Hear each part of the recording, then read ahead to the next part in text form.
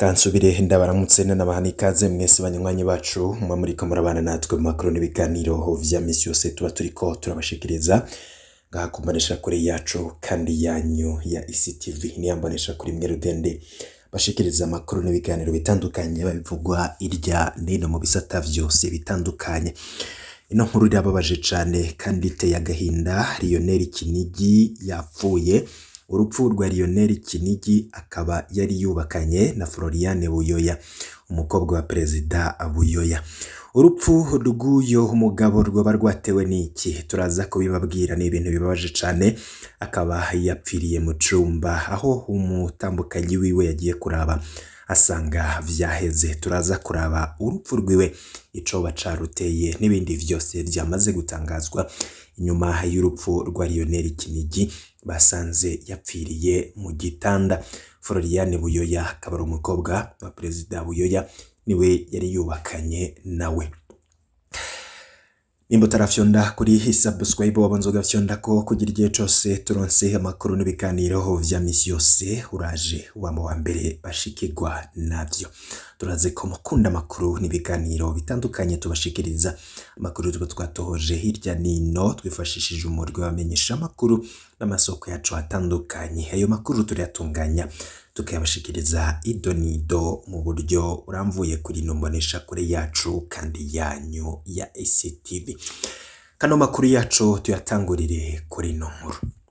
Umukuru w'igihugu c'u Burundi Evariste Ndayishimiye arazi neza ko atabagwiza tunga bashobora kwiheba ngo bazane imitahe yabo mu Burundi. Ivyo akaba yabishikirije kuri uyu wa kabiri igenekerezo rya 6 Kigarama umwaka wa 2022 igihe hariko harahimba umunsi w'umutangakori mu Burundi. Nahasaba umushikiranganje w'ubutungane kurondera bitwa ko araberanda ngo baheze basengere imbere yo kubaha amabanga muri sentare icimanza zijanye n'ubudandaji. Abanyagihugu bobo bamirira kure iyo mvugo, bakaba bavuga ko mu mugambwe CNDD-FDD atamweranda numwe ushobora kuhasanga. Ngwiyaba uwo mweranda umwe muri uwo mugambwe yarahari, Uburundi ngo buba bwarogoroye kera. Abarundi ngo ntibagume biteze kubona aberanda bo muri CNDD-FDD bazoza kubuzuriza ngo kuko atabahari ngo baheze babandanye kwironderera ubutegetsi bushasha bw'abafise amaraso mashasha atarandura, ngo nibwo buzoshobora gutunganiriza abarundi ngo buhereye guhana ababuhozemwo bagasahura igihugu n'abanyagihugu atacamira. Inkuru dushikirizwa na mugenzi wacu Dondo Dieu Mbazumutima. Kuri uyu munsi Varisito Ndayishimiye ntaryo munwa mu kumenyesha abarundi n'amakungu ko mugwizatunga aje gukorera mu Burundi kuri ino ntwaro ya CNDD-FDD aca yibwa kandi ngo nta butungane aronka. Mbonye ministre wa justice nibagiye kumubwira nawe nyene tribunal de commerce n'abantu bitwa ba noteri kabisa turasubireko uwo mukomereza arazura mu wundi kibonane akabura ubutungane. Ndabeshi murazurumana umurevesesera araza mukamwiba akabura ubutungane.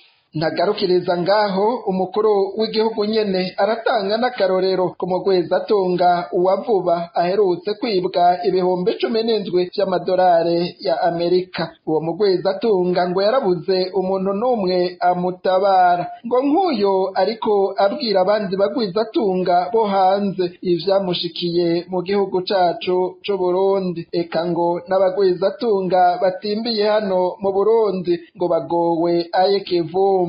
Umukuru w'igihugu ngo arabezi, twongere tumukurikire. Hari umugwizatunga yigeze kuza hacaba umugabo umwe acamwiba $17,000 arayamwiba kabisa.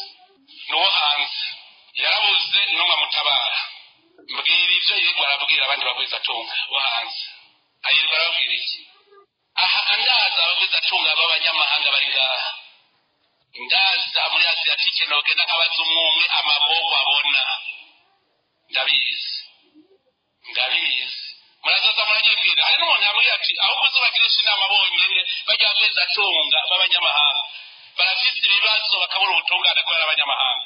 Ndabaremesheje na mwewe, ndabaremesheje kandi ikirundi muracumva. Wowe uracumva ni sawa kizamucumba emwe ndabizi ko barabarenganya. Evariste Ndayishimiye arongoye Uburundi asaba umushikiranganje w'ubutungane kurondera aberanda bashingwa amabanga yo guca imanza zijanye n'ubudandaji ngo niho n'abagwizatunga b'abanyamahanga batosubira kwidoga. Ubutungane rero Minisitiri wa Justice rondero icyatsi binare do commerce ufume urondera abo twokwita aberanda tubasengere mugabo ntituze tusubire kumva abantu ariko bidongera tribunal de commerce ko ataco iriko irakorera abagwizatunga. Ndabizi kandi bizoca bigenda neza.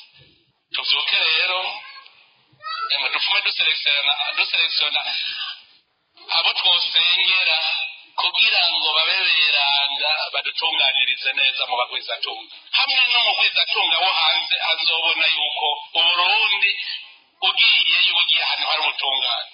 Abanyagihugu bumvise ivyo vyasabwe umushikiranganje w'ubutungane bamenyesha ko yasabwe kuronka umuzi w'ibuye. Abo banyagihugu bakavuga ko abaronderwa bose barondererwa mu mugambwe CNDD FDD. Muri uwo mugambwe naho ngo ntawera akirimwo ngo kuko bose baba abatwaye baba abataratwara ngo baraciye barahana ku buryo uwutarahashika yirirwa arabona uko abo basangiye umugambwe birirwa barasahura bagatunga bitabagoye. Avuga ati ico hanshikana nanje nomenya ico nikorera. Ku bwabo amaraso mashasha atanduye ashobora gutunganiriza neza abarundi n'abanyamahanga ngo afiswe n'abantu batarigera bahonyoza ikirenge mu mugambwe CNDD FDD. Abo ngo nibo bazoshobora kugorora igisata c'ubutungane hamwe n'ibindi bisata bahereye guhana atampuhwe abasahuye igihugu n'abanyagihugu. Iyo ni inkuru dukesha bagenzi bacu bo kuri Radio Haguruka. Twokitega iki ku nama ihuza leta ya Amerika n'abakuru b'ibihugu n'amareta ya Afurika kuva kuri uyu wa kabiri igerekerezo rya 13 gushika kwa 15 Kigarama 2022. Umukuru w'igihugu c'u Burundi Evariste Ndayishimiye azoba ari mu nama iriko irabera muri leta zunze ubumwe za Amerika ihuza leta ya Amerika n'abakuru b'ibihugu n'amareta ya Afurika US African Leaders Summit, aho hitezwe ko amareta 55 ya Afrika ariyo azokwitaba iyo nama. Iyo nama ikaba hisanzwe ihuza abakuru b'ibihugu n'amareta abikorera utwabo urwaruka rurenga 100 hamwe nabo mu mashirahamwe adaharanira ivyicaro vya politike.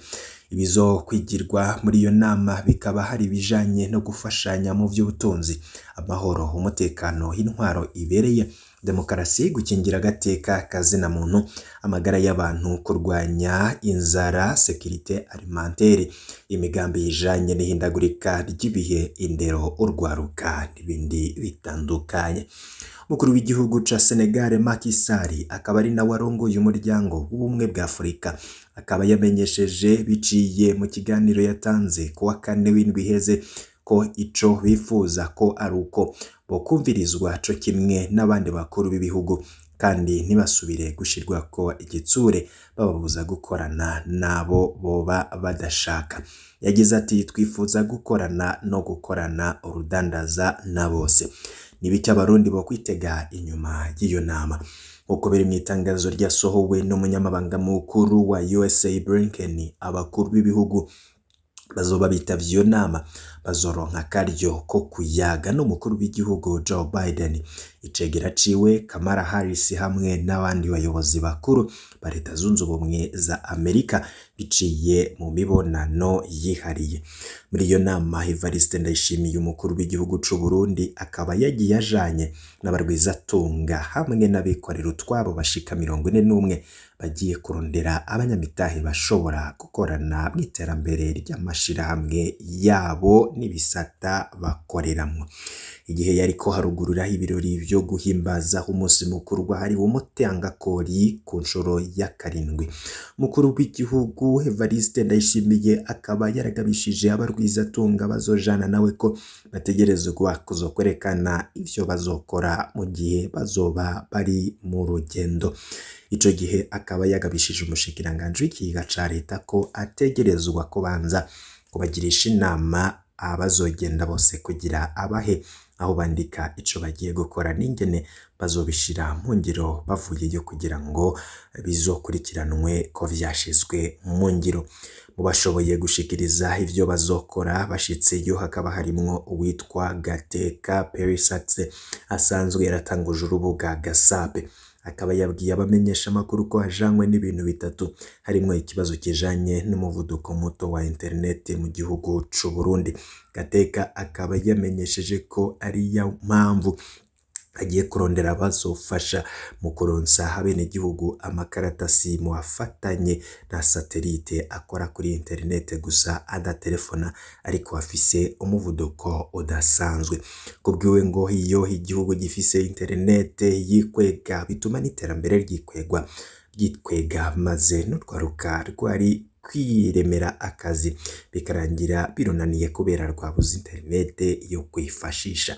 Nibiki abakuru b'ibihugu bo kwitega kuri iyo nama mu gihe hakunze kuba amanama ahuza ibihugu vya rutura na Afrika na cane Ubushinwa, Uburusiya, Uturukiya, Ubufaransa n'Ubuyapani.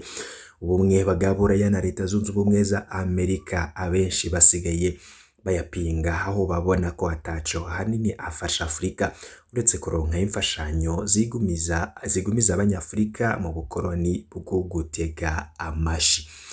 Kuva hiyo nama hitangura kuza hiraba mu mwaka wa 2014 hitangujwe n'umukuru w'igihugu w'ico gihe Barack Obama, ibintu vyagiye birahinduka mu bijanye n'imigenderanire iri hagati ya Afrika na Leta Zunze Ubumwe za Amerika kubera ibindi bihugu rutura vyagiye birijukira gukorana na Afrika na cane mu kubiha amadeni, gukorerayo imigambi y'iterambere, imfashanyo z'ibikoresho vya gisirikare n'ibindi. Ivyo rero bituma abaraba ibintu n'ibindi batari bake bavuga ko Amerika yoba yaracerewe muri iryo higanwa ry'ibihugu rutura, mbere bakibaza ko ico Amerika izohava yemerera ibihugu vya Afrika kugira ngo yongere kuyigarurira, ariko bakabona ko muri iyo nama ariho ubutegetsi bwa Biden ushobora gukosoreramwo amakosa yose yoba yarabaye. Akarorero n'urudandaza hagati ya Afrika n'Ubushinwa aho bwashitse ku miliyoni amajana 261 z'amadolari umwaka 2021 mu gihe yose yashikanyeho miliyoni 64 gusa z'amadolari y'amanyamerika, no kuvuga igice kimwe n'ibice 1% n'urudandaza ikorera ku isi yose. Igihugu ca Turukiya kikaba cubatse muri Afrika y'ubuseruko bushasha ambasade bushasha burenga 10 hamwe n'amashirahamwe yatanguye kubaka ibibuga vy'indege, imisigiti, ibitaro, ibibuga vy'inkino. Leta Zunze Ubumwe z'Abarabu nazo zikaba zarubatse ibivuko bitari bike ku nyanja itukura, Mer Rouge, zongera ziha igihugu ca Ethiopia indege z'intambara zitagira abadereva. Ivyo biruko mu gihe mu nama yahuje abakuru b'ibihugu vya Afrika n'Uburusiya bakaba bahejeje inama aca abaha ku giciro gito indege z'intambara. Mu Bushinwa abakuru b'ibihugu bakaba basangiriye hamwe n'umukuru w'igihugu Xi Jinping aca abemerera imitahe y'agaciro k'imiliyaridi 60 z'amadolari. Muri Turukiya naho abakuru b'ibihugu bakaba bavuye ico gihe kibemereye kuzobashigikira kugira ngo baronke ikibanza camaho mu nama y'umutekano ya ONU. Tugaruke kuri ya nkuru y'umubabaro twatanguriye ko tubabwira ivy'urupfu rw'umukwe wa Petero Buyoya. n'urupfu rwababaje abatari bake, akaba yasanzwe mu gitanda yapfuye umutima wahagaze. Muti urupfu rwa Lionel Kinigi basanze yapfiriye mu gitanda rwoba rwatewe n'iki? Inkuru yababaje abatari bake yatanguye kuvugwa mu menyesha makuru no ku mbuga ngurukana bumenyi kuva ku munsi wa mbere w'indwi turiko turatangura kwigenekerezo rya 12 z'ukwezi kwa 12 umwaka wa 2021. Amakuru yatanguye gukwiragira irya nino ko Lionel Kinigi yoba yamaze kwitaba Imana, akaba yari yubakanye na Floriane Buyoya n'umukobwa wa Perezida Buyoya. Umugore yamusize aryamye aja mu misa, bavuganye ko hari porogaramu baca bajako, agarutse aravyura arabura ko yitaba, aca atelefona ambulance. Abaganga bashitse baca basanga yumye kera, bapimye baca bavuga ko yagize arrêt cardiaque, bivugwa ko rero umutima wiwe woba wamaze guhagarara, gutyo akaba yashizemwo umwuka. Urupfu rwiwe rero rwa Lionel Kinigi rukaba rwababaje abatari bake, umuryango wiwe ndetse n'uwo bari bubakanye. Floriane Buyoya turamukomeje kandi turahojeje umuryango wose wabuze, abandi bose bari bazi Lionel Kinigi. Urupfu rwabaje benshi bagenda bavuga ibitandukanye, bati Imana yakire mu bayo uyu muhisi. Ati Floriane Buyoya nawe arapfakaye akiri muto cane, Imana imuhe inkomezi, ntago vyoroshe muri iyi si niko bigenda. Kandi n'uyo Lionel Kinigi yarakiri muto, nakundi vyogenda, Imana imwakire mu bwami bwayo. Abandi bati n'urupfu ruteye agahinda kandi ruje giturumbuka, bene izo mfu zirababaza cane. Ati apfuye nk'umukuru w'igihugu cacu Petero Nkurunziza, none ivyo bintu vyoba biterwa n'ikiga yemwe? Aho wosanga yarasanzwe agwaye iyo ngwara ariko atabizi, akaba yamuhitanye mu buryo giturumbuka. Ati Imana iremeshe abasigaye, turahojeje umuryango wabuze. Lionel Kinigi rero akaba yari yubakanye na Floriane Buyoya, umukobwa asigwa n'umuhisi Petero Buyoya, nawe yapfuye aguye mu mahanga. N'urupfu rubabaje cane rero, iyo ndwara yo guhagarara ku mutima akaba ariyo yahitanye Lionel Kinigi. Turahojeje umuryango, inshuti n'abagenzi bose bari bazi uyo muryango, turifatikanije nabo. Ngiyo inkuru mbi y'umubabaro tunasoreje ku amakuru twari twabateguriye, ariko nanone tukaba turiko turabategurira yandi makuru atandukanye avugwa muri politiki, umutekano no mu bindi bisata vyose bitandukanye. Nipfuza kuraje amambere bashikirwa n'amakuru n'ibiganiro vyacu, urafyonda kuri subscribe maze twashira ko inkuru ikagushikira mu bambere bihe vyiza. Ivyo ndabipfurije.